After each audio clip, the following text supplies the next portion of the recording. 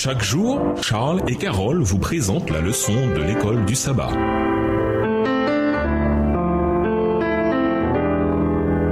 Bienvenue dans votre émission Dieu nous parle. Nous voilà la leçon de mardi, le chant de mon bien-aimé. Dieu a manifesté son amour et sa justice de manière extraordinaire au sein du grand conflit. Cependant, on pourrait se poser la question, Dieu aurait-il dû faire encore plus pour empêcher et ou anéantir le mal? Nous avons vu le cadre du conflit cosmique qui indique que Dieu a agi afin de respecter le libre arbitre, nécessaire pour l'épanouissement maximal des relations entre lui et l'humanité. De plus, il a apparemment agi dans les limites de contraintes morales ou règles d'engagement dans le contexte d'un différent cosmique au sujet de son caractère différent qui ne peut être réglé que par la démonstration de son amour. Lisons Ésaïe 5, les versets 1 à 4. Qui parle dans ces versets? De qui Ésaïe parle-t-il? Que représente la vigne et le propriétaire de la vigne? Quelle est la signification des actions du propriétaire de la vigne? Quelle en est l'issue? Ésaïe 5, les versets 1 à 4. Je chanterai à mon bien-aimé le cantique de mon bien-aimé sur sa vigne. Mon bien-aimé avait une vigne sur un coteau fertile. Il en remua le sol, ôta les pierres et y mit un plan délicieux. Il bâtit une tour au milieu d'elle et il y creusa aussi une cuve. Puis il espéra qu'elle produirait de bons raisins, mais elle en a produit de mauvais. Maintenant donc, habitants de Jérusalem et hommes de Juda, soyez juges entre moi et ma vigne. Qu'y avait-il encore à faire à ma vigne que je n'ai pas fait pour elle? Pourquoi, quand j'ai espéré qu'elle produirait de bons raisins, en a-t-elle produit de mauvais? Je vous dirai maintenant ce que je vais faire à ma vigne. J'en arracherai la haie pour qu'elle soit voûtée. J'en abattrai la clôture pour qu'elle soit foulée aux pieds. Dans ces versets, Ésaïe chante un chant de son bien-aimé, une vigne. Le propriétaire de la vigne, c'est Dieu lui-même et la vigne représente le peuple de Dieu. Voir par exemple Ésaïe 1, le verset 8 et Jérémie 2, le verset 21. Mais on peut également étendre les implications de ce récit à l'œuvre de Dieu dans ce monde. Selon ces versets, le propriétaire de la vigne,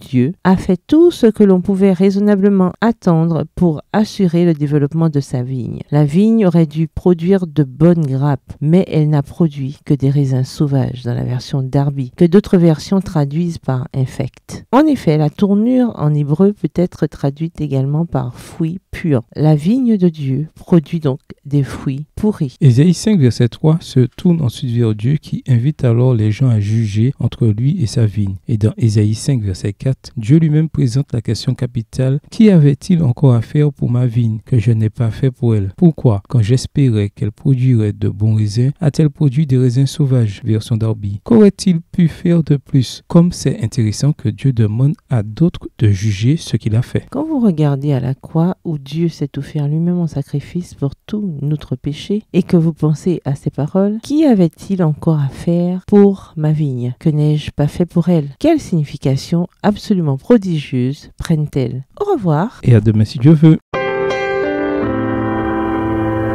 Dieu nous parle.